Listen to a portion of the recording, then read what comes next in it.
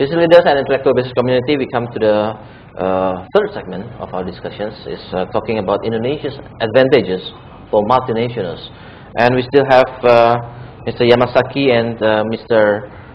Jason Will to discuss with us what are the advantages of Indonesia that makes them want to do business in Indonesia, and what are these advantages that multinationals wants to have a chance to improve those kind of things so that they become more willing to do business in Indonesia.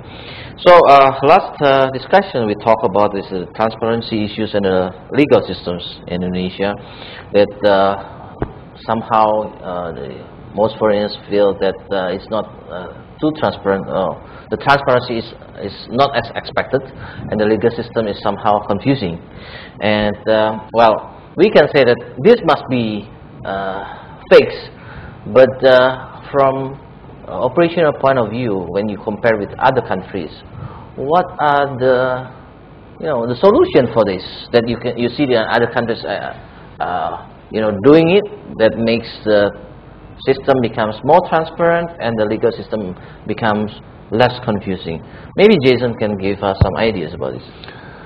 Sure. I mean, from my personal experience, having lived in China and Singapore and then in Indonesia, I've had time to compare systems and whatever else. I also travel quite a bit, and I travel to places overseas where people watch TV, they watch CNN, they get perspectives and impressions of Indonesia. And unfortunately, the thing that bad news gets more airtime perhaps on some media networks is true. And a lot of people I speak to overseas, they hear about big cases involving multinational companies, and by that judging that these are multinational companies who employ a team of legal experts to make sure that they follow legal guidelines to the letter. Yet even those companies are still coming into issues with the judiciary system, and what is perceived overseas as opportunistic examples of perhaps trying to get money out of foreign companies. Right. And there is a perception from multinationals is that as a multinational, there is people out there looking to find ways to squeeze money out of you. All right. And the cases that have gone through the system probably aren't helping that image at all. All right. All right. So, are you saying that this can only be reduced when the the system in the legal system in Indonesia is becoming cleaner from intention to get more money for Indonesia, probably not for the country but for own pocket? I think there's two issues here. I think one is the laws as they're written maybe a bit too vague, and a lot of the laws that we have now are still being inherited. Gives opportunity for that. There's grey areas which can be exploited by individuals or organisations. All right. So I think that when they look at the laws and make sure that they've been written to an international standard, protecting Indonesians and Indonesian companies, also protecting foreign individuals and companies as well. Then that's the first step. The second step would be ensure that the judicial process is done correctly as well. All right. And I think some organisations may be concerned that the judicial process is not in itself not transparent. All right.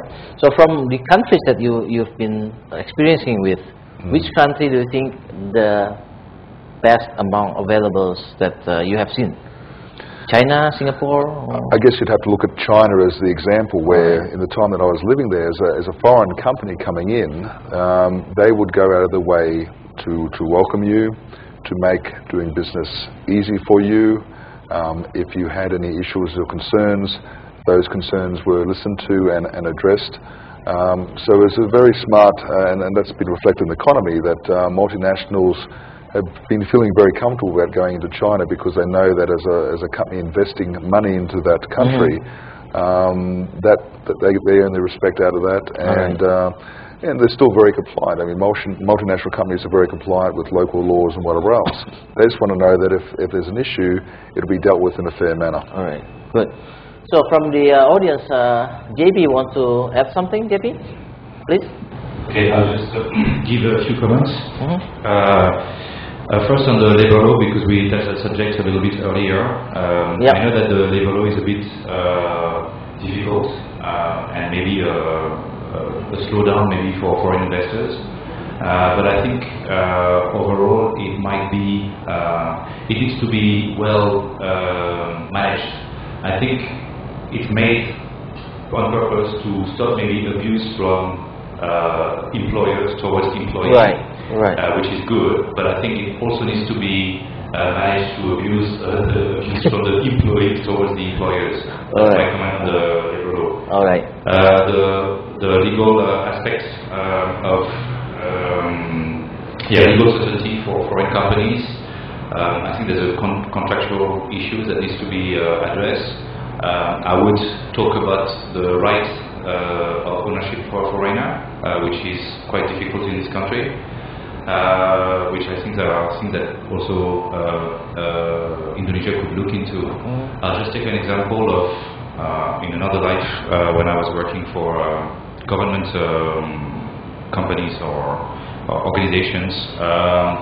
It was just after the Christmas year 98, 99, these difficult years in Indonesia. And we had the example of Thailand, for example, who was maybe the same way that Jason was mentioning about China. They were really opening their doors to foreign investors, giving tax-free incentive for 7 years for foreign investors, which is something, to my knowledge, has not happened in Indonesia. And I think also there's maybe an education to be done where foreign companies are not here to take the natural resources or the wealth of Indonesia, but maybe to help Indonesia to develop and exploit their own wealth. So that's the comments. And my question and maybe comment would be also for the to help foreign investors. I think some amendments should be made to the immigration and maybe our panel of experts would like to comment on this. All right. Thank you. And you think that the immigration law is can be improved to make it more friendly to the foreign investors? Yes, I think it's quite a process to get a work permit here. As I mentioned during the break, I've been here for 13 years and I've done maybe 13 times my year. And immigration people are very nice. I mean, that's what I'm saying, but it's just a waste of time. So, maybe look at something, give a work permit and a permit for the length of the contract, even if you charge 3 times the price of these hospitals, but make it facilitated, make it easy. Okay, Mr. Yamazaki, how do you look at this? I mean, about this foreigner treatment in Indonesia. Do you feel that you're still talking about the legal uncertainty? No, we are moving towards now how Indonesia treat the foreigners, foreign investors as individuals, whether they are friendly enough. I mean, JP mentioned about the working permits that he has to extend every year, and then would like to have more friendlier treatment for the people, the foreigners who are doing business in Indonesia. What do you see about this? Do you experience it by yourself? Yeah, generally speaking, I think investment climate in Indonesia getting improved better and better, right? But as he pointed out, there are still several points to be improved. Yes, I can share that comment. For example, whenever we face something technical problems, we may have to invite technicians, engineers from Japan to fix that position. But everybody should take working visa permit. Right. Otherwise they'll be caught. And you said that why are you coming here to work something? Procedures and not so friendly application. But problem is always quite urgent. So we may have to call engineers from Japan or any other countries to try to fix that problems, but always that's problems. But again, Mr. Yamazaki and Jason, if we talk something, we have to see it in comparison with other countries. You think? Do you say that Indonesia is the worst about this? I mean, could be the other countries also practicing the same, right? I mean, I don't know. I can give an example. In our industry, I mean, there is lots of people that are looking to work or retire in Bali. So they choose Bali as a place where, or it could be Java for that matter, where they want to settle and they want to run their business, because in these days with internet and email, I mean, you can be anywhere. The laws as they're written restrict, firstly, the nature of the visa that they can get. They can't be independent, it has to be sponsored. It's very restrictive. And secondly, the laws of importation means they cannot import their household goods into the country, even if they're on a retirement visa. So we see a lot of rich business people who would like to retire in Bali, but because the laws are written that they cannot import their household goods unless they have a work permit, therefore choose to retire and do the business in Thailand or Malaysia, which don't have restricted practices. They have this kind of facility to do. Where, I mean, even if they're retired and operating a business, they can still import their household goods and live in that country. Places like Malaysia and Thailand are saying, we welcome foreigners who want to retire in our country and spend $1 million and operate a business, and they're quite happy to accept those people and those people spending money in their countries. So again, it's probably that the laws need to be reviewed. They've been written how many years ago, and need to be considered. How can we make them better? And that's probably where we need to look at. Okay, so very interesting, and there are still a lot of things to talk about, but we have to have a little break, the last break we have before we come to the last segment. So business leaders and intellectual business community, again we have to have a little break.